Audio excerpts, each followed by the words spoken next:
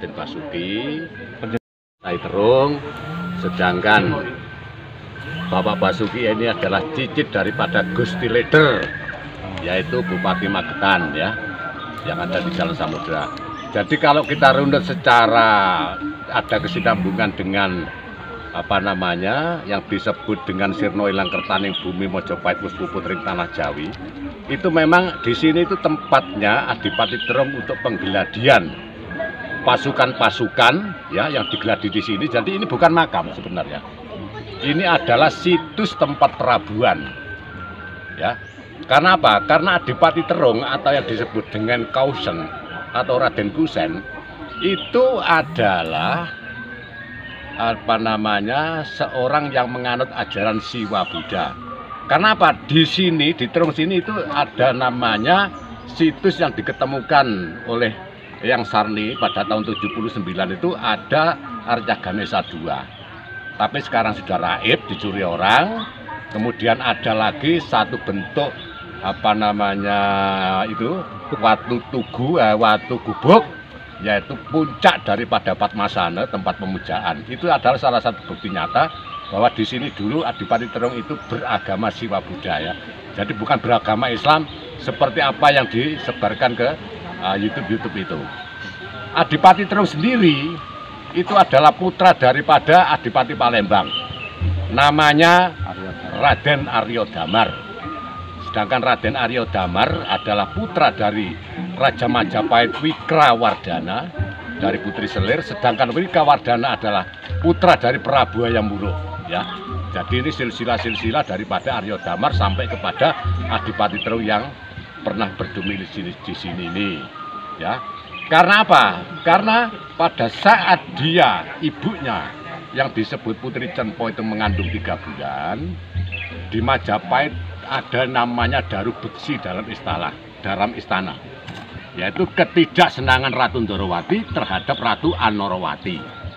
Ya, Ratu Anorawati itu ibunya Arya Damar. Terjadilah daru beksi, itu mafia dalam istana tentang percantikan, tentang persaingan. Nah, sehingga menimbulkan kecemburuan. Nah, dalam kondisi hamil 3 bulan itulah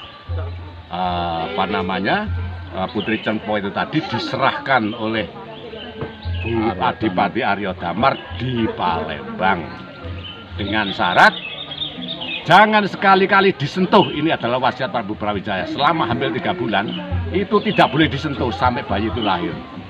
Ya, boleh disentuh kok boleh anak wong akeh. Kayak gitu loh. Jadi ini memang wasiatnya. Lah setelah lahir diberikan nama Raden Kausan, itu bahasa Cina, yang orang Jawa menyebut Raden Kasan, ya Kausan. Lah kemudian selang beberapa tahun Arya Damar bisa menikahi Putri Cenpo atau Ratu Anorawati itu tadi, kemudian melahirkan seorang laki-laki, diberikan nama Cina namanya Kausen. Orang Jawa ngarani Kusen atau Raden Kusen, ya kan? Karena ini juga dari Cina, ya. Nah, Kasan dan Kusen ini adalah saudara seibu tapi lain bapak. Kalau Raden Kasan kemudian setelah dibenum menjadi Adipati Demak Bintoro, bergelar Sultan Patah atau Sultan Akbar ke-1 ya Bapak ya.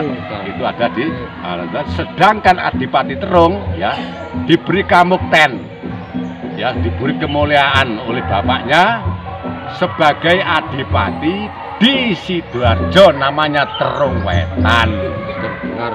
Ya, Arya Pecat Tondo. Ya, gelar Raden Arya Adipati Pecat Tondo Wurung. Ya, itu diberi kewenangan otoritas sebagai adipati di Sidoarjo itu Raden Kusen, sedangkan Raden Patah di Demak Bintoro. Nah, setelah beberapa waktu terjadilah huru-hara.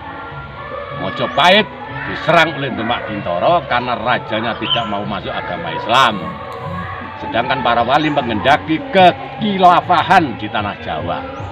Itu yang dipandegani oleh Kanjeng Sunan Giri. Terjadilah pertempuran dahsyat. Itu terjadi pada tahun 1400 tahun Saka, atau dengan Condro Sengkolo Sirna Ilang Kertaning Bumi Majapahit wis puput ring tanah Jawi. Puput iku wis tamat. Kan gitu Pak Bas ya? Iya. Tahun 1478 itu Masehi. Ya toh?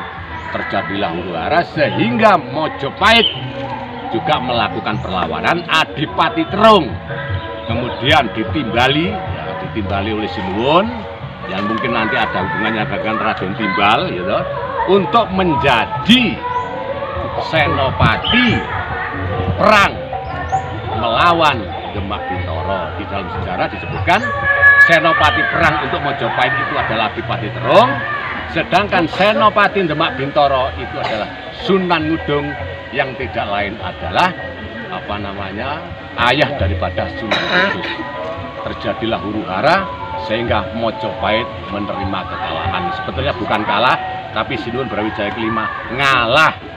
Karena apa? Di situ disebutkan, aku nek nglawan anakku dhewe bakal digeguyut dening jagat saisine. Tadi ngalah.